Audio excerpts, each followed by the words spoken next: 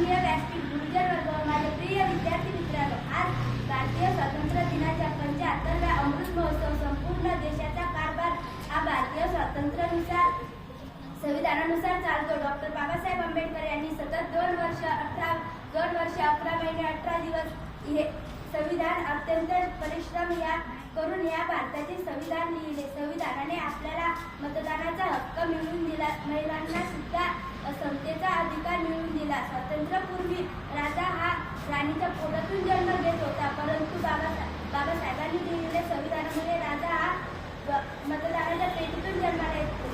शेवटी जाताना एवढेच म्हणेन, लेखणी तर सर्वांच्याच हातात होती, ताकद तर सर्वांच्याच मनगटात होती. लेखणी तर सर्वांच्याच हातात होती, ताकद तर सर्वांच्याच मनगटात होती, पण भारतीय संविधान लिहिण्याची क्षमता फक्त